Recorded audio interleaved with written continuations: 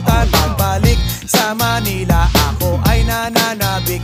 Mabaliw-baliw ako sa kanyang mga halik. Okay lang, di maiwasan na mamiss paminsan-minsan. Pero pag kami nakita, aking panggigigilan. Di ko siya titigilan when she comes. Di ko siya titigilan when she comes.